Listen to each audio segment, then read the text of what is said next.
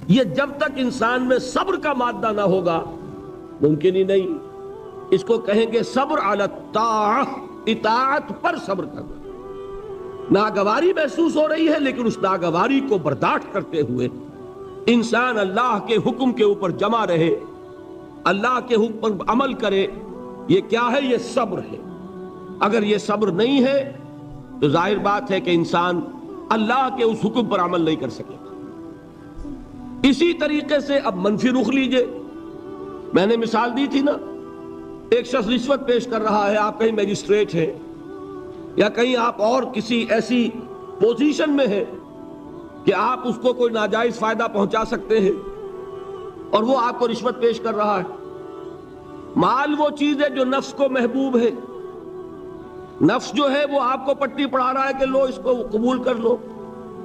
اس وقت اگر آپ اپنے آپ کو تھامیں گے نہیں، روکیں گے نہیں، تو کیسے آپ کر سکیں گے اس ٹیمپٹیشن کا مقابلہ؟ یہ ہوگا صبر عن المعصیہ، معصیت سے اپنے آپ کو روکنا اور صبر کرنا. دیکھیے اس کی کتنی اعلیٰ مثال ہے سورہ یوسف میں. حضرت یوسف علیہ السلام جوان ہے، نہایت حسین ہے. پھر وہ عورت جو ہے امراۃ العزیز، اتنے بڑے سرکاری افسر کی بیوی، وہ گناہ کی دعوت دے رہی ہے. اس وقت اپنے آپ کو تھامنا. قرآن مجید نے کہا ہے نا کہ وَلَقَدْ هَمَّتْ بِهِ وَهَمَّ بِهَا لَوْلَا رَأَىٰ بُرْهَانَ رَبِّهِ. اس عورت نے تو اس برائی کا قصد کیا ہی تھا، حضرت یوسف کی طرف پیش قدمی کی ہی تھی. یوسف بھی کرتے اگر اپنے رب کی دلیل کو نہ دیکھ لیتے. اس وقت اللہ نے خصوصی دستگاری فرمائی، دستگیری، اس لیے کہ انسان کا نفس تو ظاہر بات ہے، وہ تو انسان کو خود حضور صلی اللہ علیہ وسلم کے خطبات میں آتا ہے کہ آپ جب بھی کہتے تھے کہ اے لوگو اللہ کا تقوی اختیار کرو، تو سب سے پہلے اپنے نفس کو مخاطب کرتے تھے. اوصیکم ونفسی بتقوی اللہ. لوگوں میں تمہیں بھی وصیت کر رہا ہوں. دیکھیے یہ اوصیکم وہی آ گیا، اوصا یوسی ایسان باب افعال. اوصیکم ونفسی بتقوی اللہ. لوگوں میں تمہیں بھی وصیت کر رہا ہوں اور اپنے نفس کو بھی وصیت کرتا ہوں کہ وہ اللہ کا تقوی اختیار کرے. تو یہ نفس کو تھامنا، روکنا ان چیزوں سے جو اسے مرغوب ہے، یہ ہے صبر عن المعصیہ. اور جو حکم دیا جا رہا ہے اس پر عمل پیرا ہونے میں جو ناگوار صورت پیش آ رہی ہے، نفس تو چاہ رہا ہے سو، ادھر معلوم ہے کہ اذان ہو چکی ہے، فجر کی جماعت کا وقت ہے، وہ کشمکش ہو رہی ہے. اس وقت جو ہے نفس کے اس تقاضے کو پیچھے ڈال کر اور اللہ کے حکم پر کاربند ہونا، یہ کیا ہے؟ صبر علی الطاعہ، اطاعت پر صبر، معصیت سے صبر. ایک مثبت صبر، ایک منفی صبر، یہ دو صبر ہوں گے تو پہلی منزل سر ہوگی. بات سمجھ میں آ گئی؟ اب آئیے دوسری منزل. دوسری منزل کیا تھی؟ یاد کیجئے، دعوت، تبلیغ، تلقین، نصیحت، دوسروں کو کہنا. اسی میں امر بالمعروف نہی عن المنکر. اب یہاں کیا ہوگا؟ اس میں چاہتا ہوں کہ ذرا ایک آیت کے حوالے سے، میں نے کل کہا تھا نا کہ وہ 3 باتیں میں یہاں چھوڑ رہا ہوں، وہ 3 باتیں آج سمجھ لیں. وہ 3 باتیں ہیں سورہ نحل کی ایک آیت کے حوالے سے، اتنی چھوٹی وہ ہے کہ وہ آپ کو یاد ہو جائے گی. ادعو الی سبیل ربک بالحکمت والموعظۃ الحسنۃ وجادلہم باللتی ہی احسن. بلاؤ اپنے رب کے راستے کی طرف، دعوت دو اپنے رب کے راستے کی طرف 3 چیزوں کے ذریعے. پہلی چیز بالحکمہ، حکمت کے ساتھ، دانائی کے ساتھ، دلیل کے ساتھ، برہان کے ساتھ. دوسری چیز موعظہ حسنہ، اچھی نصیحت، خوشنما نصیحت. اور تیسری چیز وجادلہم باللتی احسن، جدال حسنہ، جھگڑا، مجادلہ، مناظرہ، لیکن وہ بھی خوبصورتی کے ساتھ. اب ان تین چیزوں کی اہمیت کو سمجھیے. بدقسمتی سے ہمارے ہاں یہ جو تین لیولز ہیں دعوت کے، ہم ان کو بھول گئے، اور ان میں سے ہر ایک کی جو اہمیت ہے وہ ہمارے سامنے نہیں ہے. یہ تو میں مانتا ہوں کہ یہ صرف نبی کی ذات ہوتی ہے جو اتنی جامع ہوتی ہے کہ وہ تینوں لیول پر بیک وقت کام کرتے ہیں، اور غیر نبی سے آپ اس کی توقع نہیں کر سکتے. شخصیتوں کے اندر جو محدود اوصاف ہوتے ہیں وہ کسی ایک لیول پر بھی کام کر لے تو بہت بڑی بات ہے. تینوں لیول پر کام کرنا جو ہے وہ تو جیسا کہ میں نے عرض کیا وہ انبیاء کے لیے تو ہوتا ہے. وہ تین لیول کیا ہے؟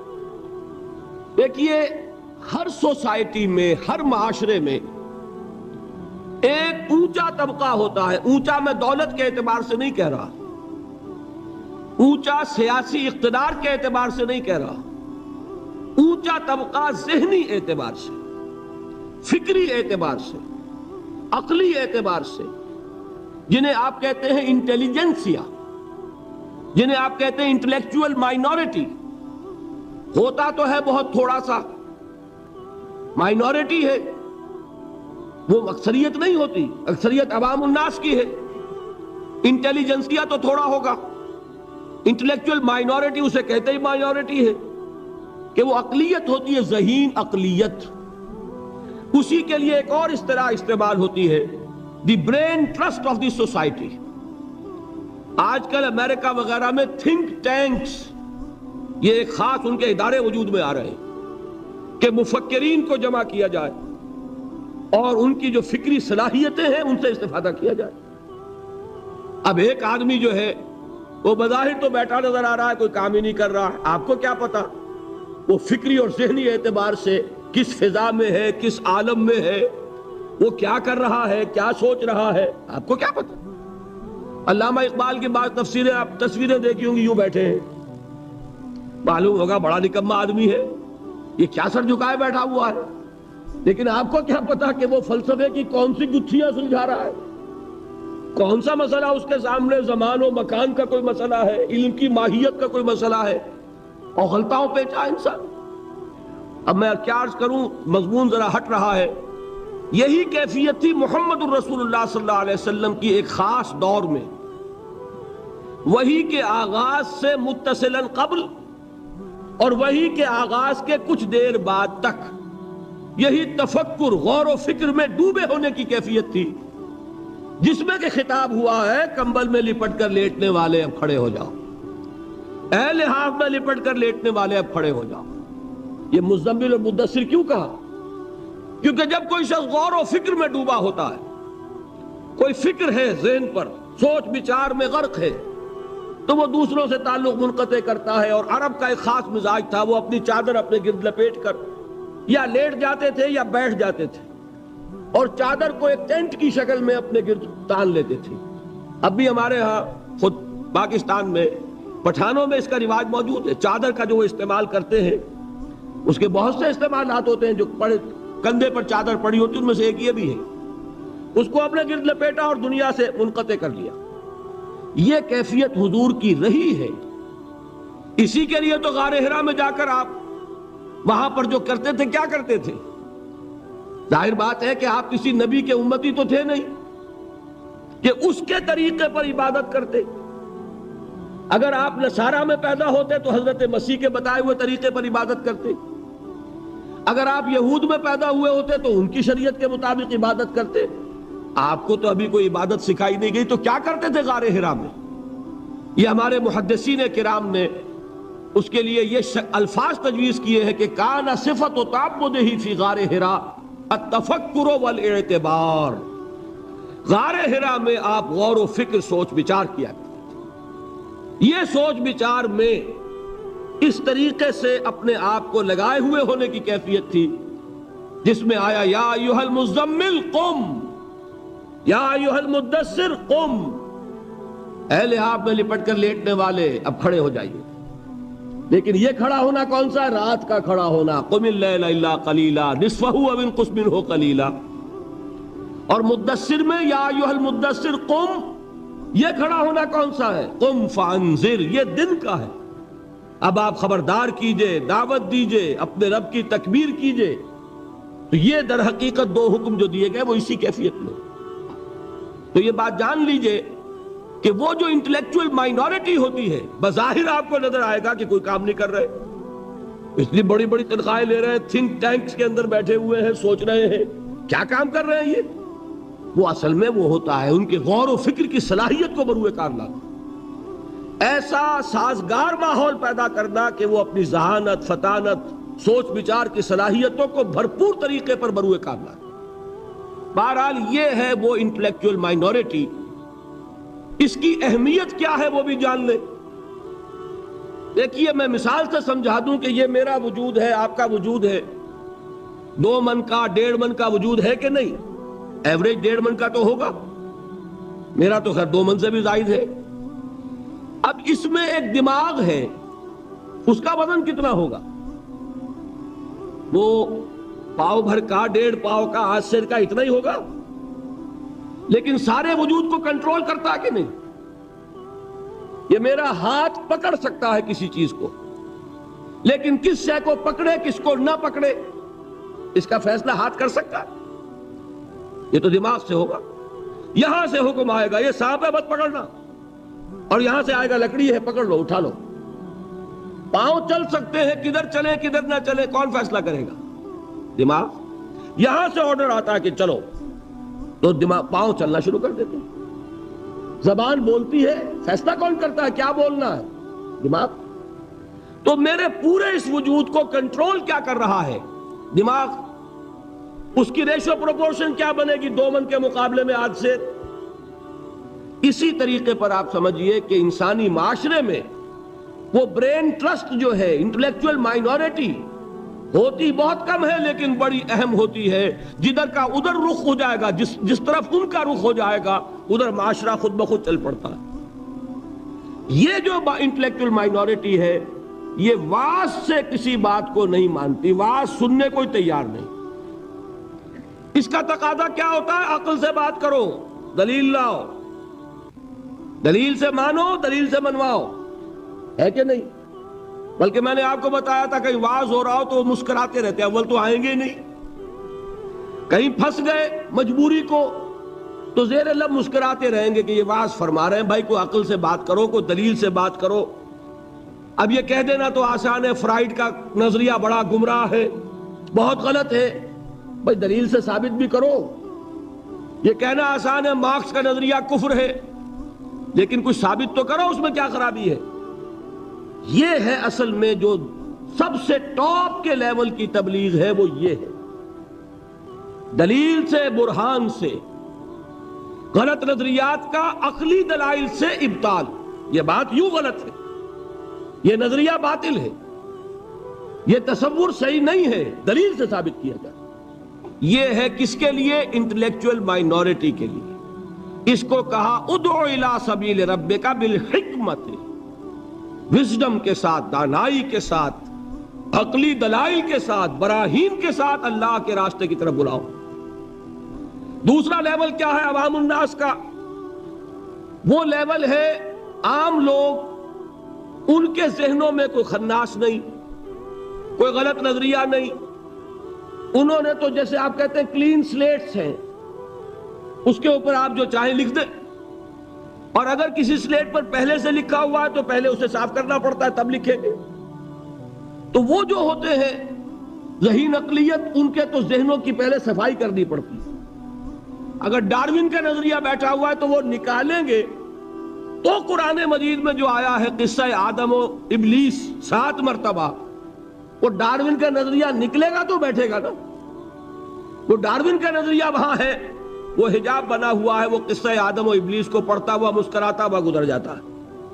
کیا بچگانہ باتیں ہو رہی، معاذ اللہ ثم معاذ اللہ ثم معاذ اللہ، اس کے ذہن میں بیٹھا ہوا ہے ڈارون کا فلسفہ۔ اب پہلے وہ ڈارون کا فلسفہ، اسی کو کہا ہے نا کسی نے کہ گلا تو گھونٹ دیا اہل مدرسہ نے تیرا، کہاں سے آئے صدا لا الہ الا اللہ۔ ذہن بدلا گیا، فکر بدلی گئی، سوچ بدلی گئی، کہیں ڈارون ہے، کہیں فرائیڈ ہے، کہیں مارکس ہے، کہیں ایڈلر ہے، کہیں برٹرینڈ رسل ہے، کہیں سارترے ہے، یہ ذہنوں کے اندر تو یہ بیٹھے ہوئے ہیں۔ تو اب کہاں سے بات آئے؟ اسی کو کہا تھا اکبر الہ آبادی نے کہ غزالی اور رومی کی بھلا کون سنے گا، محفل میں چھڑا نغمہ اسپینسر و مل ہے۔ جان سٹورٹ مل، اس کا فلسفہ یہ ہے، اس نے یہ فرمایا ہے۔ جس کے دماغ میں یہ بیٹھا ہوا ہے وہ غزالی کی بات کہاں سنے گا، رومی کی بات اس کے پلے کہاں پڑے گی؟ تو اس کے لیے تو ہے وہ بڑا کٹھن کام، اور کٹھن کام ہونے ہی کی وجہ سے ہم کرتے نہیں۔ عوام الناس میں وعظ سے نصیحت کرنا، تبلیغ کرنا یہ آسان ہے، لہذا ہمارے ہاں اس وقت جو کام ہوتا ہے وہ اسی بنیاد پر ہوتا ہے، اسی لیول پر ہوتا ہے۔ وعظ ہے، نصیحت ہے، میں اس کی نفی نہیں کر رہا، عوام کے لیے وہی مفید ہے۔ عوام کو آپ خام خواہ فلسفے پہ پڑھانے بیٹھ جائیں تو یہ بھی در حقیقت ان کے ساتھ ظلم ہوگا۔ کلم الناس علی قدر عقولہم، وہ کیا ہے؟ وعظ۔ اور وعظ جو ہے وہ کوئی گالی نہیں ہے، وعظ بہت ہی مفید ہے، بشرطے کہ دماغ میں کوئی خناس نہ ہو، فطور نہ ہو، کوئی غلط نظریے بیٹھے ہوئے نہ ہو۔ تو از دل خیزد بر دل ریزد، دل سے بات نکلے گی اور دل میں جا لگے گی۔ صرف یہ ہے کہ عوام الناس ایک بات کے بارے میں جان لیجئے، بڑے حساس ہوتے ہیں۔ یہ تو چونکہ در حقیقت کوئی عقلی علمی بات نہیں ہوتی، یہ احساس ہوتا ہے۔ اگر آدمی یہ محسوس کرے کہ یہ شخص اپنی دھونس جمانا چاہ رہا ہے، یہ میرے اوپر اپنے علم کا روب جھاڑنا چاہتا ہے، تو آپ کی بات کا اثر نہیں ہوگا۔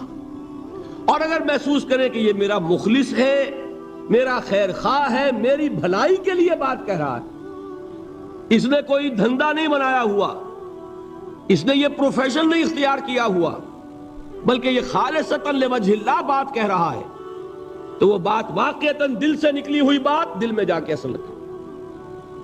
یہ ہے عوام الناس کے لیے۔ اب تیسرا لیول ہے وہ جو آپ کا معاشرہ ہے، قادیانی مبلغین بھی موجود ہے کہ نہیں، عیسائی بھی موجود ہے کہ نہیں۔ پاکستان میں تبلیغ ہو رہی ہے عیسائیت کی، اور ان کے اعداد و شمار پڑھیے، کتنے لوگ ہیں کہ جو عیسائی ہو گئے ہیں پاکستان بننے کے بعد۔ پاکستان میں کتنے نئے چرچ ہیں کہ جو تعمیر ہوئے پاکستان میں پاکستان بننے کے بعد۔ ان کے مشنز کی رپورٹ پڑھیے، رونا آتا۔ وہ کیوں ہے کہ ان کے پروفیشنز ہیں، پروفیشنل پادری ہیں، بڑی ٹریننگز لے کر آتے ہیں، کروڑوں روپے کے بجٹ ہیں ان کے مشنز کے، پوری حکومتیں ان کی پشت پر ہے، وہ اندر ہی اندر دیمک کی طرح چٹ کر رہے ہیں۔ اب ان کا مقابلہ کرنا ضروری ہے۔ اگر مقابلہ نہیں کریں گے تو نتیجہ کیا نکلے گا کہ ان کا ایک اثر قائم ہو جائے، جس چیز کا نام آپ مناظرہ کہتے ہیں۔ اور آج ہمارے بعض تعلیم یافتہ لوگ مناظرے کو گھٹیا چیز سمجھتے ہیں، بری چیز سمجھتے ہیں، لیکن یہ جان لیجئے کہ مناظرہ بھی ضروری ہے، اس لیے کہ اگر یہ نہیں کریں گے تو آپ کے اپنے عوام جو ہیں ان کے زیر اثر آ جائیں گے۔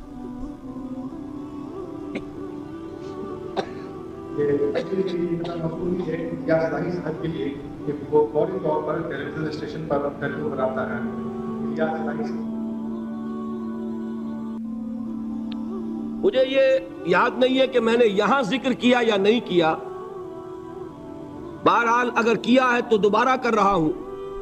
جب انگریز ہندوستان میں آیا تو ایک طرف تو انگریز کی حکومت قائم ہو رہی، ہم جو ہے مرعوب ہو گئے، محکوم بھی ہوئے، محکوم مرعوب بھی ہو جاتا ہے۔ دوسری طرف ان کے پادریوں کی فوج آ گئی عیسائیت کی تبلیغ کے لیے، اور یہ لوگ بڑے ٹرینڈ تھے، عربی پڑھ کر آتے تھے، فارسی سیکھ کر آتے تھے، قرآن پڑھ کر آتے تھے، تاکہ وہ ٹاک ٹاک کر حملے کر سکیں اسلام پر۔ اب ہمارے علماء کی اس اعتبار سے ٹریننگ نہیں تھی، وہ تو ہر کام کے لیے ایک ٹریننگ ہوتی ہے نا۔ اب انہیں تو چونکہ مسلمان ملک تھا، فتویٰ دینا ان کا کام تھا، کیا چیز ضروری ہے، کیا حرام ہے، کیا جائز ہے، کیا ناجائز ہے۔ کبھی کسی عیسائی سے مناظرے کا موقع ہی پیش نہیں آیا تھا۔ نتیجہ یہ نکلا کہ ایک پادری فینڈر تھا جرمن، کلکتے سے چلا دلی تک پہنچ گیا، اور جس شہر میں گیا اس نے علماء کو چیلنج کیا کہ مجھ سے مناظرہ کرو، اور ہر شہر میں جس نے بھی مقابلہ کیا، مناظرہ کیا، اس نے شکست کھائی اس سے۔ پھر وہ جامع مسجد دہلی کی سیڑھیوں پر کھڑے ہو کر اعلان کرتا ہے کہ میں کلکتے سے چل کر یہاں تک آ گیا ہوں اور کوئی مسلمان عالم میرا مقابلہ نہیں کر سکا. میں آج جامع مسجد دہلی کی سیڑھیوں سے چیلنج دے رہا ہوں پورے ہندوستان کے علماء کو کہ کوئی شخص مجھ سے مناظرہ کر لے. اب آپ سوچئے اس کو، اگر اس وقت کوئی اس کے مقابلے میں نہ آتا تو آپ کے عوام کے اوپر کیا اثر قائم ہوتا؟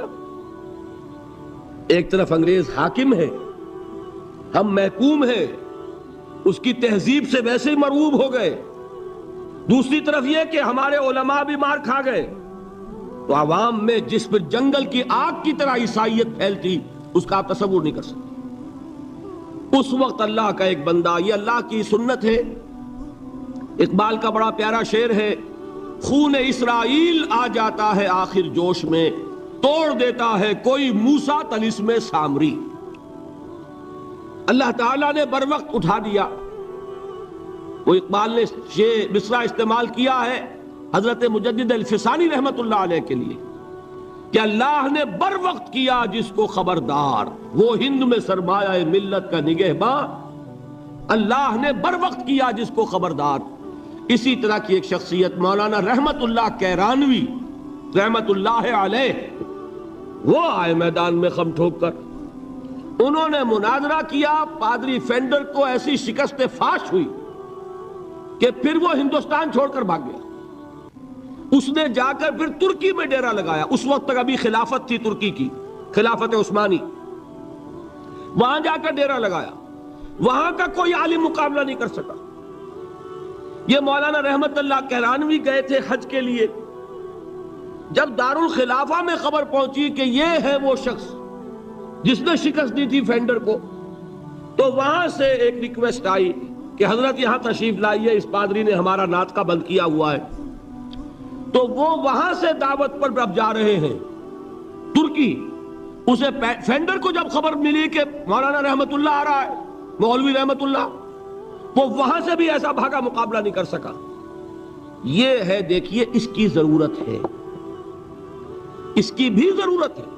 اب یہ میں بتا دوں آپ کو، ایک شخص یہ تینوں کام نہیں کر سکتا. ایک شخص انٹلیکچوئل لیول پر بھی کام کرے، ایک شخص سرمن اور واعظ کی سطح پر بھی کام کرے، اور وہ شخص مناظرے بھی کرے. مناظرہ عیسائیوں سے کرنے کے لیے کچھ اور معلومات درکار. بائبل کو پڑھاؤ جیسے آئے تھے دیدات صاحب، یہاں آئے کہ نہیں آئے؟ اب وہ اس وقت اللہ نے ان کو اٹھا دیا. ایک شخص ہے جو بائبل کے حوالوں سے پادریوں کا ناطقہ بند کیے ہوئے.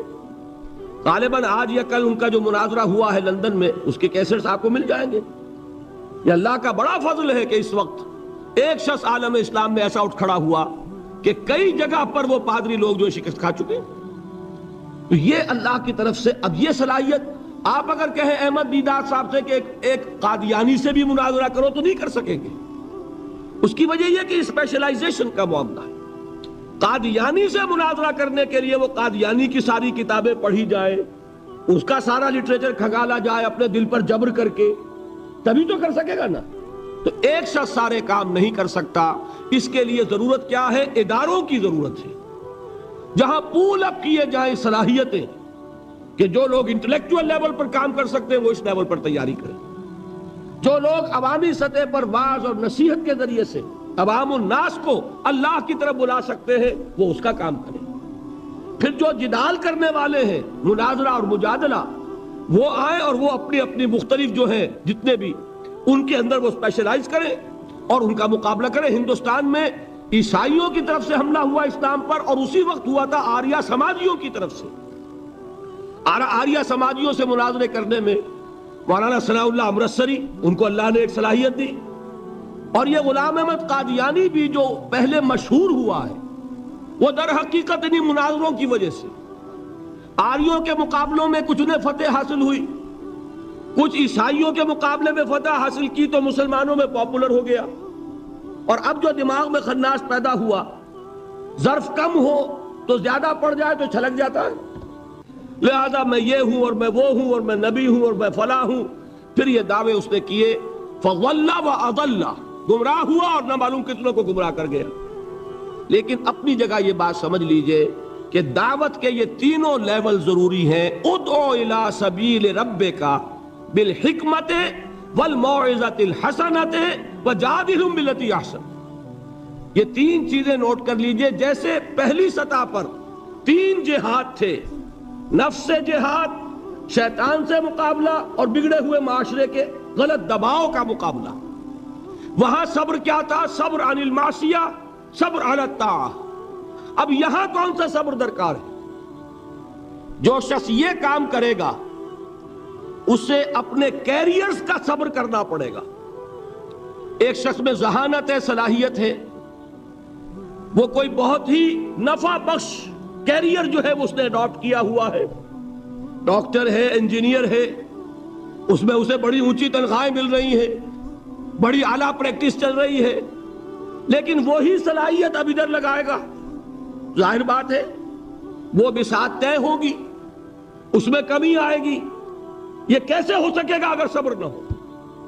اگر انسان صبر نہ کر سکے، اگر انسان قربانی نہ دے سکے اپنے کیریئر کی، اپنے مفادات کی، اپنے شاندار مستقبل کی، وہی نوجوان دیکھیے ہمیں شرم آنی چاہیے اور گردنیں ہمیں جھکا لینی چاہیے. قادیانیوں میں کتنے نوجوان ہیں جو اپنی زندگیاں جو ہے وقف کر دیتے ہیں. وہ زندگیاں وقف کرتے ہیں، انہیں ٹریننگ ملتی ہے، پھر وہ میدان میں آتے ہیں. عام آدمی کیسے کام کر لے گا؟ آپ سوچئے کہ آپ اپنے بچوں کو اس کام کے لیے وقف کرنے کے لیے تیار ہوں گے؟ ہم ذرا بھی کوئی کھاتا پیتا انسان ہو، ذرا سی بھی اس کی کوئی حیثیت ہو، وہ کبھی سوچنے کو بھی تیار نہیں ہوگا. بھائی چندہ لے لو، اللہ اللہ خیر صلی اللہ، جان چھوڑو. ہم اپنی اولاد کو اس کام کے لیے نہیں دے سکتے. یہ ہے ہمارا حال، اور یہی وجہ ہے کہ وہ دین حق جو ہے پامال ہے. آج ہی کوئی صاحب کہہ رہے تھے قادیانیت افریقہ میں بہت پھیل رہی ہے. کیوں پھیل رہی ہے؟ باطل جو ہے عیسائیت پاکستان میں پھیل رہی ہے. کیوں پھیل رہی ہے؟ آخر حکومتیں ہیں، پیسے خرچ کرتی ہیں، ان کے پادری سر ترین ممالک کے رہنے والے لوگ گرم ترین ممالک میں آ کے زندگیاں گزارتے کہ نہیں گزارتے؟ آج تو پھر بھی ایئر کنڈیشنز ہیں ان کے لیے، لیکن ایک زمانہ وہ بھی تو تھا جبکہ وہ جیکب آباد میں اور کہاں پنجاب کے تھل کے صحراؤں میں وہ لوگ گئے ہیں، اس وقت ایئر کنڈیشنر بھی نہیں تھے. انہوں نے وہاں جا کر کام کیے ہیں، ان گرمیوں کو جھیلا ہے. تو کام تو کرنے سے ہوتا ہے، صبر کا مادہ نہیں ہوگا تو آپ کام نہیں کر سکیں گے. اور اسی کا ایک دوسرا رخ ہے، جب آپ دعوت حق کے لیے کھڑے ہوں گے پہلا قدم کیا آتا ہے؟ استہزاء، تمسخر، مذاق اڑانا، جس کی میں مثال اب دینا چاہتا ہوں محمد الرسول اللہ صلی اللہ علیہ وسلم کی شخصیت سے. دیکھیے ہم کیا اور ہماری بساط کیا، ہم کیا مبلغ ہوں گے، کیا داعی ہوں گے، ہمارے اپنے دامن پر داغ ہوتے ہیں، لیکن یہ کہ محمد الرسول اللہ کے دامن پر کوئی داغ تھا؟ ان کو تو سارے مکے والے الصادق الامین کہتے تھے، نہایت محبوب شخصیت تھے. ان کے لیے تو جا صادق، جا الامین، یہ الفاظ سننے میں آتے تھے، آنکھوں کا تارا. لیکن جب آپ نے دعوت اب شروع کی، اب قرآن مجید میں دیکھیے کسی نے کہا مجنون ہو گئے، دماغ خراب ہو گیا، پاگل ہو گئے، اجی شاعر ہیں، کچھ شعر جوڑ لیتے ہیں، ہم پر دھوس جماتے ہیں. کسی نے کہا ساحر ہیں، کچھ جادو سیکھ لیا ہے. یہاں تک کہ ایسے بدبخت بھی پیدا ہوئے، قرآن میں ہے ساحر کذاب، سحر کرنے والا جادوگر نہایت جھوٹا. یہ الفاظ کہے جا رہے ہیں کس کی شان میں؟ محمد الرسول اللہ صلی اللہ علیہ وسلم. قرآن میں نقل کیا گیا یا ایھا الذی نزل علیہ الذکر انک لمجنون. کبھی آپ نے اس کا ترجمہ سوچا؟ اے وہ شخص، دیکھیے تصور کیجئے حضور جا رہے ہیں، تشریف لے جا رہے ہیں، کسی دعوت میں ہے، تبلیغ میں، یا ویسے ہی تشریف لے جا رہے ہیں، اور کوئی ایک جمگھٹا ہے لوگوں کا، ادھر سے فقرہ آتا ہے، تیر کی طرح لگتا ہے دل میں جا کر محمد کے صلی اللہ علیہ وسلم. اے وہ شخص جس کا یہ خیال ہے کہ اس پر کوئی ذکر نازل ہو رہا ہے، ہمارے خیال میں تو تمہارا دماغ خراب ہو گیا. یا ایھا الذی نزل علیہ الذکر انک لمجنون. کہا کہ نہیں کہا؟ اور یہ نہ سمجھیے کہ حضور صلی اللہ علیہ وسلم کے قلب مبارک کو تکلیف نہیں ہوتی تھی. میں قرآن سے ثابت کروں گا، میں کہیں کوئی کہانیاں بیان نہیں کرنا چاہتا.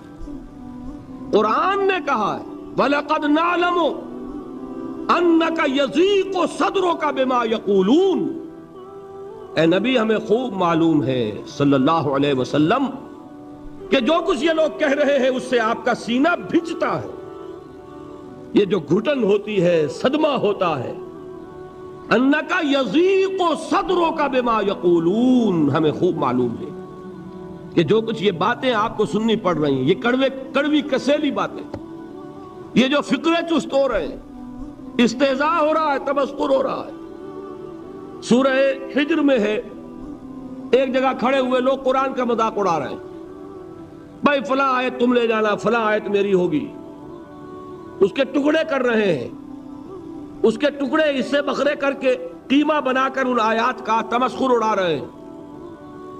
ایک جگہ قرآن مجیدی میں مذکور ہے کہ فرشتوں کا مذاق اڑ رہا ہے. بھائی یہ دیکھو محمد نے کہا ہے صلی اللہ علیہ وسلم کہ جہنم پر تو کل 19 فرشتے ہیں، علیہا 19 قرآن میں آیت نازل ہوئی. ایک پہلوان کہتا بھائی 10 کو تو میں سنبھال لوں گا، باقی 9 کا تم انتظار کر لو. یہ باتیں آ رہی ہیں حضور کے کانوں میں. کلام الہی کے ساتھ کیا سلوک ہو رہا ہے، مجھ پر کیا فقرے چست کیے جا رہے ہیں، مجھ پر جس طریقے سے استہزاء اور تمسخر کا رویہ اختیار کیا گیا ہے. دل بھج رہا ہے، دل میں صدمہ ہے. دیکھیے سورہ نون ہے، اور میرے نزدیک یہ دوسری وحی ہے جو حضور پر نازل ہوئی ہے. اس کی ابتدائی آیات نون والقلم وما یسطرون ما انت بنعمت ربک بمجنون وان لک لاجرا غیر ممنون وانک لعلی خلق عظیم فستبصر ویبصرون بأیکم المفتون ان ربک هو یعلم بمن ضل عن سبیلہ وهو اعلم بالمہتدین.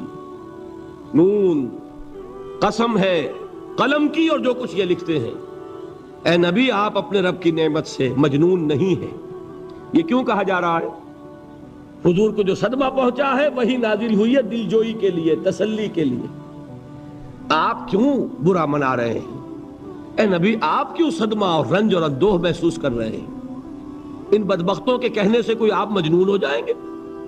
مانتا بے نعمت رب کا بے مجنون وَإِنَّ لَكَ لَأَجْرًا غَيْرَ مَمْنُونَ. آپ کو جو یہ صبر کرنا پڑ رہا ہے، آپ کو جو یہ جھیلنا پڑ رہا ہے، اس کی وجہ سے آپ کو وہ اجر ملے گا جس کا سلسلہ کبھی منقطع نہیں ہوگا. وَإِنَّكَ لَعَلَىٰ خُلُقٍ عَظِيمٍ. اور اے نبی آپ تو خلق عظیم کے حامل ہیں. آپ کا اخلاق، آپ کا کردار، آپ کی سیرت، آپ کی شخصیت میں طہارت، نفاست، پاکیزگی، آج تک دنیا نے کوئی پاگل، کوئی مجنون ایسا بھی دیکھا؟ یہ ساری باتیں اللہ تعالیٰ حضور کی دلجوئی کے لیے فرما رہے ہیں. اس سے آپ اندازہ کیجئے کہ کتنا صدمہ ہوتا ہوگا. یہی ہے، اس ساری چیز کو جمع کیجئے تو یہ چیز کیا ہے؟ وَاصْبِرْ عَلَىٰ مَا يَقُولُونَ وَاهْجُرْهُمْ هَجْرًا جَمِيلًا. صبر کرو اے نبی، صبر کرو اے محمد صلی اللہ علیہ وسلم، جھیلو اور برداشت کرو اس پر جو یہ کہہ رہے ہیں. اچھی طرح نوٹ کیجئے یہ بات، ذرا سیرت ہی کا سمجھ لیجئے، آج ایک بیان ہو جائے گا. یوں سمجھیے جب حضور نے یہ کہا کہ مجھ پر وحی نازل ہوئی، فرشتے سے ملاقات ہوئی، تو اب وہ چہمے گوئیاں شروع ہو گئی. معلوم ہوتا دماغ خراب ہو گیا. دیکھیے ہم نہیں کہتے تھے یہ جا کے غار حرا میں بیٹھتے ہیں، کئی کے دن رہتے ہیں، بھوکے رہتے ہیں، وہ خشکی چڑھ گئی نا آخر. یہ جس طرح کی باتیں دنیا میں آج ہوتی ہیں اسی طریقہ کی باتیں ہوتی تھیں. عتبہ ابن ربیعہ ایک مرتبہ آتا ہے، کیونکہ قریش کے بڑے لوگوں میں سے تھا، تو قریب آ کر بڑی اپنائیت کے ساتھ، بڑی شفقت کے ساتھ، بڑے بزرگانہ انداز میں کہتا ہے بھتیجے، حضور سے، بھتیجے اگر واقعی کسی بدروح کا سایہ ہو گیا ہے تم پر، وہ آسیب آ گیا ہے تو مجھے بتا دو. میرے بہت سے عاملوں سے تعلقات ہیں، میں کسی کو بلا کر یہ تمہاری بدروح دور کر دوں گا. اب آپ سوچئے کیا بیتی ہوگی حضور کے دل پر.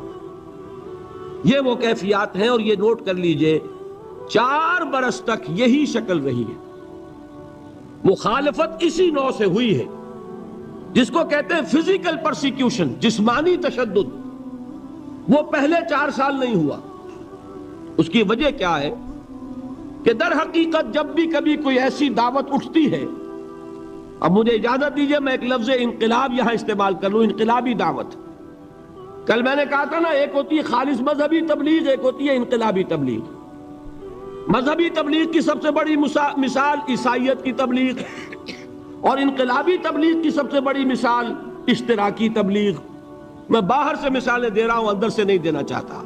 آگے یہ کہ یہ قدر گفتے باقی فکر کن، آگے انسان اپنی عقل سے کام لے، سوچے، غور و فکر کرے۔ تو یہ انقلابی تبلیغ تھی محمد الرسول اللہ صلی اللہ علیہ وسلم۔ اور انقلابی تبلیغ کے اندر یہ بات جان لیجئے کہ پہلا رد عمل جو ہوتا ہے معاشرے کا وہ یہ ہوتا ہے کہ کوئی ایسی بات گھبرانے کی نہیں ہے، ایک آدمی کا دماغ خراب ہو گیا ہے اور کچھ سر پھرے قسم کے چند نوجوان اس کے ساتھ ہیں، ایسی کیا بات ہے گھبرانے کی؟ مشت خاک ہے، بس ان کو چٹکیوں میں اڑاؤ۔ جو چٹکیوں میں اڑانا کہلاتا ہے نا، اسی کو قرآن مجید میں ایک اور جگہ کہا گیا ہے، یریدون لیطفئوا نور اللہ بافواہہم، یہ چاہتے ہیں کہ اللہ کے نور کو اپنے منہ سے بجھا دیں، پھونکے مار کے ہی بس۔ تو پہلا رد عمل جو ہوتا ہے ایک نظام کا، ایک کسی انقلابی دعوت کے خلاف، وہ رد عمل ہوتا ہے استہزاء، تمسخر، مذاق کرو، ان کو جس کو آپ انگریزی میں کہتے ہیں ڈی مورلائز کر دو، ان کی ہمتیں جو ہے وہ ٹوٹ جائیں، ان کو اس طریقے سے، اسی کا نام ہے آج کل کی اصطلاح میں کیریکٹر اسیسینیشن، ان کی شخصیتیں جو ہیں ان کو داغدار کر دو، ان کا اعتبار ختم کر دو، ان کا استہزاء کرو، تمسخر کرو۔ اور یہ میں آپ سے عرض کر رہا ہوں اس وقت ایک گونا فخر کے ساتھ اور اللہ تعالیٰ کا شکر ادا کرتے ہوئے کہ میں نے جو کام بھی کیا ہے اس وقت پاکستان میں، آپ نے اخبارات میں دیکھا ہوگا، بڑا دقیانوسی مولوی ہے، بیگمات کا رد عمل جو ہوا وہ آپ کے علم میں ہوگا، بڑے جو یہ جدید ہمارے روشن خیال قسم کے جو صحافی ہیں، اگر کہیں آپ نے پڑھا ہو جس طرح استہزاء ہوا ہے، جس طرح مذاق اڑایا گیا ہے، جو الفاظ استعمال کیے گئے ہیں، وہ میرے نزدیک بہت بڑی سند ہے جو اللہ کے ہاں جا کر پیش کروں گا کہ اللہ تیرے دین کے لیے۔ میں نے اپنے گھر سے کوئی بات نہیں کہی، میں نے جو بات کہی وہ جو شریعت محمدی کی بات ہے وہ کہی۔ اگر اپنی طرف سے کہیں ہو کوئی اضافہ کیا ہو تو اللہ تعالیٰ کی پھٹکار ہو مجھ پر اور لعنت ہو مجھ پر، لیکن اگر میں نے وہی کچھ کہا جو شریعت محمدی کا تقاضا ہے اور قرآن اور سنت کی بات ہے، تو پھر اگر مجھے کسی نے پاگل کہا اور کسی نے دقیانوسی کہا اور کسی نے اور فقرہ چست کیا، تو میں اس کے لیے، میں تو سمجھتا ہوں میرے لیے وہ سند ہے جو اللہ تعالیٰ کے ہاں میں جا کر پیش کروں۔ اور یہ جان لیجئے کہ وہی بات ہوتی ہے ہمیشہ، ہسٹری ریپیٹس اٹسیلف۔ وہ بات کریں گے جو حضور نے کی تھی، وہی رد عمل سامنے آئے گا جو اس وقت آیا تھا۔ اس لیے کہ یہ تو جو انسانی مزاج ہے وہ نہیں بدلا، معاشرے کا انداز نہیں بدلا، وہ جو کام ہوگا اس کا رد عمل ابتدائی وہی ہوگا۔ اور اس میں در حقیقت امتحان ہوتا ہے صبر کا۔ کیا دل شکستہ ہو کر بیٹھ رہے گا انسان؟ ہمت جواب دے جائے گی، کمر ٹوٹ جائے گی، قوت ارادی اور عزیمت جو ہے مزمحل ہو جائے گی، پھونکوں سے چراغ بجھ جائے گا۔ یہ جو میں نے آیت آپ کو سنائی تھی اس کا بڑی خوبصورت کے ساتھ ترجمہ کیا ہے مولانا ظفر علی خان نے کہ نور خدا ہے کفر کی حرکت پہ خندہ زن، پھونکوں سے یہ چراغ بجھایا نہ جائے گا۔ یریدون لیطفئوا نور اللہ بافواہہم واللہ متم نورہ ولو کرہ الکافرون، یہ چاہتے ہیں کہ اپنے منہ کی پھونکوں سے اللہ کے نور کو بجھا دیں، حالانکہ اللہ تعالیٰ تو اپنے نور کا اتمام فرما کر رہے گا، خواہ ان کافروں کو کتنا ہی ناگوار ہو۔ اس کی ترجمانی ہے نور خدا ہے کفر کی حرکت پہ خندہ زن، پھونکوں سے یہ چراغ بجھایا نہ جائے گا۔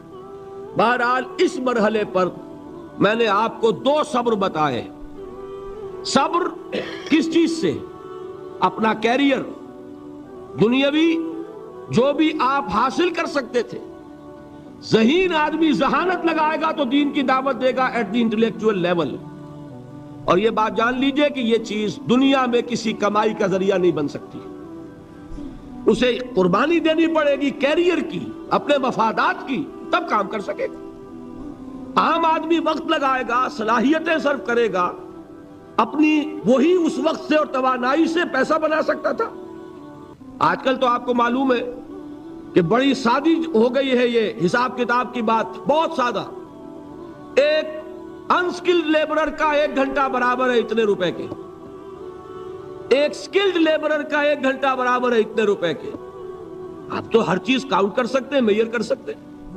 جو شخص 1 گھنٹہ لگا رہا ہے اس نے کوئی پیسہ خرچ کیا ہے نا، اسی وقت کو لگا کر وہ پیسہ بناتا، اسی ذہانت اور صلاحیت سے وہ کوئی کمائی کرتا۔ ادھر لگایا تو وہ جو کمی ہو رہی ہے اس کو برداشت کرنا، اس کو جھیلنا اور خوش دلی سے برداشت کرنا، یہ سمجھنا کہ در حقیقت یہ سب کچھ کیا ہے کہ اللہ تعالیٰ کے ہاں اس کا اجر و ثواب ملے گا۔ یہ صبر کا ایک رخ، اور استہزاء ہو، تمسخر ہو، مذاق اڑے، فقرے چست ہو، دقیانوسی کہا جائے، ریئیکشنری کہا جائے، یہ بڑے ریئیکشنری ہے، یہ بڑے پچھلے زمانے کے لوگ ہیں، اگلے وقتوں کے ہیں یہ لوگ، انہیں کچھ نہ کہو۔ جو کہا جائے سنو، وَاصْبِرْ عَلَى مَا يَقُولُونَ وَاهْجُرْهُمْ هَجْرًا جَمِيلًا، اور صبر کیجئے محمد صلی اللہ علیہ وسلم۔ دیکھیے کوئی پہلو ایسا نہیں ہے جس میں ہمیں ہدایت قرآن مجید سے اور سیرت محمد صلی اللہ علیہ وسلم سے مل نہ جائے۔ اگر اللہ تعالیٰ مقام دعوت پر فائز ہونے کی توفیق عطا فرما دے تو جو مرحلے پیش آئیں گے وہ آپ کو نظر آ جائیں گے سیرت محمدی میں صلی اللہ علیہ وسلم، اور اس وقت حضور سے جو کہا گیا اس سے آپ کے دل پر بھی، اس کے زخمی جو آپ کا دل ہے، آپ کے احساسات ہیں، اس پر مرہم رکھا جائے گا۔ وَلَقَدْ نَعْلَمُ أَنَّكَ يَضِيقُ صَدْرُكَ بِمَا يَقُولُونَ، ہمیں خوب معلوم ہے کہ جو کچھ آج تمہیں سننا پڑ رہا ہے اس سے تمہارا سینہ بھجتا ہے، تمہیں رنج اور صدمہ ہوتا ہے، لیکن وَاصْبِرْ عَلَى مَا يَقُولُونَ، جو کچھ یہ کہہ رہے ہیں اس پر صبر کیجئے، اس کو جھیلیے اور برداشت کیجئے۔ اچھا، اس مرحلے پر صبر کی ایک تیسری شکل ہے، اس کو بھی سمجھ لیجئے۔ وہ صبر ہے جو میں نے سورہ حامیم السجدہ کے حوالے سے آپ کے سامنے رکھا ہے۔ مقام دعوت پر جو شخص فائز ہو گیا ہو اس کے لیے یہ صبر لازم ہے کہ لوگ گالیاں دیں وہ دعائیں دیں، لوگ پتھراؤ کریں وہ پھول پیش کرے، اگر نہیں کرے گا دعوت نہیں آگے بڑھے گی۔ اچھی طرح سمجھ لیں، یہ جو قانون ہے السن بالسن والعین بالعین، آنکھ کا بدلہ آنکھ اور دانت کے بدلے دانت اور کان کے بدلے کان، یہ قانون ہے شریعت کا۔ یہ قانون مقام دعوت پر نہیں چلتا، مقام دعوت کا قانون اور ہے، جھیلو، برداشت کرو، مارے کھاؤ، ہاتھ نہ اٹھاؤ۔ اس کا نام ہے پیسو ریزسٹنس۔ وہ میں نے کل کہا تھا نا کہ 3 مجھے اصطلاحات آپ کو بتانی ہے اور اس کا مفہوم۔ تیسرے لیول پر جب آپ آ جائیں گے اقامت دین کی جد و جہد میں، اس کے لیے پہلا صبر کیا ہے؟ صبر محض۔ اب میرے پاس کوئی اور لفظ نہیں ہے ترجمہ کرنے کے لیے۔ صبر محض سے کوئی بات شاید بہت سے حضرات کی سمجھ میں نہیں آئے گی۔ صرف صبر کیا معنی؟ پیسو ریزسٹنس، لوگ گالیاں دیں تم دعائیں دو، لوگ تمہیں مار رہے ہو تم ہاتھ مت اٹھاؤ۔ یہ جو پیسو ریزسٹنس ہے مقام دعوت کے لیے یہ لازم۔ اصل میں حضرت مسیح علیہ السلام کے جو جملے عام طور پر ہمارے ہاں مشہور ہیں، بائبل میں ہیں، ان پر ہمارے کچھ علماء فقرے چست کر دیتے ہیں کہ یہ بڑی غیر فطری تعلیم ہے، یعنی حضرت مسیح کے یہ جملے نہیں ہو سکتے، اس لیے کہ شریعت کا قانون تو یہ ہے کہ تمہارے کوئی تھپڑ مارے تو تم تھپڑ مارو۔ قصاص، وَلَكُمْ فِي الْقِصَاصِ حَيَاةٌ يَا أُولِي الْأَلْبَابِ، ہے کہ نہیں؟ اے ہوش مندو، قصاص میں زندگی ہے، بدلہ نہیں لوگے تو شریروں کی حوصلہ افزائی ہوگی۔ اس نے آج تمہارے تھپڑ مارا ہے، تم نے بدلہ نہیں لیا، کل وہ کسی اور کے لگائے گا، اس کو تو یوں سمجھیے نا کہ عادت پڑے گی۔ پھر معاشرے کی درستی کے لیے ضروری ہے کہ بدلہ ہو۔ ایک تھپڑ اس نے لگایا ہے تو تھپڑ اس کے لگے تو اس کے بھی 14 طبق روشن ہو، تاکہ کسی اور کو تھپڑ مارنے کی ضرورت اس میں نہ ہو۔ یہ صحیح ہے کہ معاشرے کی درستی اسی میں، لیکن جو دعوت کا معاملہ ہے بالکل جدا ہے، اس کے قانون اور ہیں۔ حضرت مسیح کے الفاظ کیا تھے یا نہیں، بہرحال انجیل میں یہ ہے، اور میں جو بات عرض کر رہا ہوں وہ یہ ہے کہ وہ بالکل صحیح ہے۔ مقام دعوت کے دوران یہی طرز عمل صحیح ہے، اور یہی طرز عمل محمد رسول اللہ نے صلی اللہ علیہ وسلم اپنے ساتھیوں کو تلقین فرمایا۔ وہ کیا ہے؟ وہ الفاظ جو ہے انجیل کے وہ یہ ہیں کہ اگر کوئی تمہارے داہنے گال پر تھپڑ مارے بایاں بھی پیش کر دو، اگر کوئی تمہارا چغا لینا چاہے نالش کر کے تو تم اس کو کرتا بھی اتار کے دے دو، اگر کوئی تمہیں بیگار میں 1 کوس لے کے جانا چاہے تم 2 کوس اس کے ساتھ جاؤ۔ اس پر کہا گیا کہ یہ بڑی غیر فطری تعلیم ہے، یقیناً قانون کے اعتبار سے غیر فطری ہے، دعوت کے اعتبار سے یہ لازمی ہے۔ یہی دعوت کا یہی قانون ہے جو 12 برس تک مکے میں محمد الرسول اللہ نے نافذ کیا۔ صحابہ کو کیا حکم تھا؟ تمہیں کتنا ہی مارا جائے تم جواب میں کوئی کارروائی نہیں کر سکتے۔ نو ریزسٹنس، نو ریٹیلیشن۔ ریزسٹنس تو ہے، پیسو ریزسٹنس۔ ریزسٹنس کیا ہے؟ کہ پیچھے مت ہٹنا۔ وہ سارا دباؤ کیوں دے رہے تھے کہ تم اپنا تعلق منقطع کرو محمد سے صلی اللہ علیہ وسلم، تم توحید کو چھوڑو، اپنے آبائی دین میں آؤ۔ اسی کے لیے پریشرائز کر رہے تھے نا۔ حضرت بلال کو مار رہا ہے امیہ ابن خلف، حضرت خباب بن الارت رضی اللہ تعالی عنہ کو دہکتے ہوئے انگارے زمین میں بچھا کر اور اس کے اوپر ننگی پیٹھ لٹا دیا گیا۔ آپ ذرا تصور کیجئے، ایک شخص دیکھ رہا ہے کہ دہکتے ہوئے انگارے بچھائے جا رہے ہیں، یہ میرے لیے تیار کیے جا رہے ہیں، اور پھر حکم دیا جاتا ہے کرتا اتار دو، کرتا اتار دیتا ہے، لیٹ جاؤ، لیٹ جاتا ہے۔ کیوں؟ بڑی غیر فطری بات ہے یہ تو۔ اسے ہاتھ پاؤں مارنے چاہیے۔ ایک آدمی ڈیسپریٹ ہو جائے تو آپ کو معلوم ہے اس کے اندر طاقت بہت آ جاتی ہے۔ اسے نظر آ رہا ہو کہ مجھے تو بھون دیں گے، کباب بنا دیں گے، تو اگر اسے اجازت ہو 2-4 کو مار کر مرے گا۔ اجازت نہیں۔ محمد نے ہاتھ باندھ دیے صلی اللہ علیہ وسلم، تمہیں اجازت نہیں ہاتھ اٹھانے کی۔ یہ بعد میں سورہ نساء میں یہ الفاظ نازل ہوئے کہ اے مسلمانوں، ایک زمانہ یہ تھا کہ تمہیں حکم تھا کفو ایدیکم، اپنے ہاتھ بندھے رکھو، you are not allowed to retaliate. ڈٹے رہو، جمے رہو، کھڑے رہو، صبر کرو، جھیلو، برداشت کرو، پیچھے نہ ہٹنا، نہ محمد کے دامن کو چھوڑنا صلی اللہ علیہ وسلم، نہ توحید کا دامن چھوڑنا، لیکن ہاتھ اٹھانے کی اجازت نہیں۔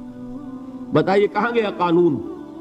قانون تو یہ ہے کہ بدلہ لو، لیکن وہ قانون تو اس وقت نافذ ہوگا جب انقلاب آ جائے گا، اسلامی حکومت قائم ہو جائے گی، تب آئے گا نا قانون۔ ابھی مرحلہ ہے انقلابی عمل کا، ابھی تو انقلاب لانا ہے، اسلامی حکومت قائم کرنی ہے۔ اس پروسیس کے تقاضے کچھ اور ہیں۔ اس میں جو پہلا مرحلہ ہے وہ پیسو ریزسٹنس کا ہے، صبر کا۔ یہی وجہ ہے، دیکھیے مکی صورتوں میں خود نبی اکرم صلی اللہ علیہ وسلم کو اتنے مختلف پیرایوں میں صبر کا حکم دیا گیا۔ کچھ مثالیں میں دے چکا ہوں، وَلِرَبِّكَ فَاصْبِرْ، اسی طریقے سے وَاصْبِرْ كَمَا صَبَرَ أُولُو الْعَزْمِ مِنَ الرُّسُلِ، اے نبی صبر کیجئے جیسے کہ صبر کیا ہمارے اولو العزم رسولوں نے۔ وَاصْبِرْ وَمَا صَبْرُكَ إِلَّا بِاللَّهِ، اے نبی صبر کیجئے، اور آپ کا صبر تو اللہ ہی کے سہارے ہے۔ وَاصْبِرْ لِحُکْمِ رَبِّكَ، یہ سورہ نون جس کی ابتدائی آیات میں نے آپ کو سنائی، نون والقلم وما یسطرون ما انت بنعمت ربک بمجنون، اس کا اختتام کیا ہوتا ہے؟ وَاصْبِرْ لِحُکْمِ رَبِّكَ وَلَا تَكُنْ كَصَاحِبِ الْحُوتِ إِذْ نَادَىٰ وَهُوَ مَكْظُومٌ، اے نبی صبر کیجئے اپنے رب کے فیصلے کا، انتظار کیجئے، اور اس مچھلی والے کے مانند نہ ہو جائیے۔ مچھلی والا کون؟ حضرت یونس علیہ السلام۔ مچھلی والے نے اپنے دینی حمیت اور غیرت جو تھی اس کی وجہ سے اللہ کے حکم کا انتظار نہیں کیا، اپنی قوم کو چھوڑ کر چل دی۔ نبی کا رسول کا یہ معاملہ ہوتا ہے، جیسے کہ آپ کو معلوم ہے کوئی افسر ہے کسی حکومت کا، وہ اپنی پلیس آف ڈیوٹی کو نہیں چھوڑ سکتا. He must stick to his place of duty. بڑے افسرز کے لیے تو یہ بہت بہت اہم بات ہے. تو اے رسول، جہاں آپ کو ہم نے تعینات کیا ہے آپ وہاں سے ہل نہیں سکتے کہ ذرا مخالفت ہوئی، لوگوں نے فقرے چست کیے اور آپ کہیں اور چل دیے، دفع ہوئیے، یہ بات نہیں سننا چاہتے میں کسی اور کو سناؤں گا. ہو سکتا ہے نا؟ ہم تو کرتے ہیں نا یہ، اس لیے کہ ہمیں تو اللہ نے کہیں تعینات تو نہیں کیا نا. اگر ایک جگہ کے لوگ بات نہیں سنتے، چلو بھائی ہم کہیں اور جائیں گے، وہاں بات سنائیں گے. لیکن رسول کا معاملہ ہوتا ہے جو اس کی پلیس آف اپوائنٹمنٹ ہے، he cannot leave his place without the express permission of اللہ سبحانہ و تعالی. آپ نے یہ سنا ہوگا، سیرت کی تقاریر میں پڑھا ہوگا کہ مدینے کی طرف ہجرت کی اجازت حضور نے تمام صحابہ کو دے دی، خود منتظر رہے جب تک کہ اللہ کی طرف سے اجازت نہیں آ گئی. حضرت ابو بکر پوچھتے رہتے تھے حضور اجازت آ گئی کہ نہیں؟ نہیں ابھی نہیں آئی. حضور اذن آ گیا؟ نہیں آیا. ابھی نہیں آیا. حبشہ کی طرف سب کو بھیج دیا، اجازت دے دی جو جانا چاہے چلا جائے. حضور کی صاحبزادی جو حضرت عثمان کے نکاح میں تھی وہ بھی ہجرت کر رہی، لیکن حضور تو نہیں گئے. رسول نہیں چھوڑ سکتا اپنی جگہ کو. یہاں تک کہ تمام تقریباً صحابہ چلے گئے، حضور رہ گئے، حضرت ابو بکر رہ گئے، حضرت علی رہ گئے. اور حضرت ابو بکر پوچھ رہے ہیں بار بار اجازت آئی یا نہیں؟ نہیں ابھی نہیں آئی. حضرت عائشہ نے واقعہ بیان کیا کہ ایک روز اچانک دوپہر کے وقت ہم نے دیکھا کہ حضور نے اپنے پورے جسم کو ڈھانپا ہوا ہے، چہرے کو بھی کپڑے میں ڈھانکا ہوا ہے اور تشریف لا رہے ہیں. یہ اس میں تعجب کی بات یہ کہ عرب میں آج بھی آپ کو معلوم ہے کہ یہ چیز جو ہے ان کی روایات کے خلاف ہے کہ دوپہر کے وقت کوئی کسی سے ملنے جائے. یہ وقت جو ہے قیلولے کا ہے، آرام کا ہے. آج کل وہ عصر اور ظہر کے مابین کا وقفہ. تو این ٹھیک دوپہر کے وقت تشریف لائے حضور. آپ نے آ کے حضرت ابو بکر سے فرمایا کہ اجازت آ گئی ہے.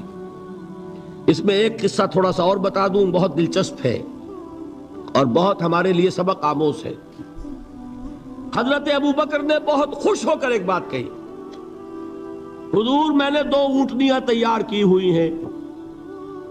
یعنی اب آپ وہ تو سوچتے تھے نا شاباش ملے گی کہ میں نے تیاری کی ہوئی ہے. میں نے 2 اونٹنیوں کو خوب کھلا پلا کے فربا کیا ہوا ہے، بڑی توانا ہے تاکہ ہم تیزی کے ساتھ سفر کر سکیں. حضور نے توقف کیا، فرمایا ہاں ٹھیک ہے، 1 اونٹنی میں استعمال کروں گا لیکن میں اس کی قیمت ادا کروں گا. حضرت ابو بکر کی آنکھوں میں آنسو آ گئے. روتے ہوئے کہا حضور مجھ سے یہ مغایرت، کیا یہ جان اور مال کسی اور کے لیے ہے؟ آپ مجھ سے بھی کہہ رہے ہیں میری اونٹنی جو ہے وہ بھی بلا معاوضہ آپ قبول نہیں فرما رہے. یہ ہے محمد الرسول اللہ کی غیرت اور حمیت کا معاملہ. ہمارا معاملہ جو ہے دین کی دعوت و تبلیغ کے اعتبار سے بالکل کچھ مختلف بنا ہوا ہے.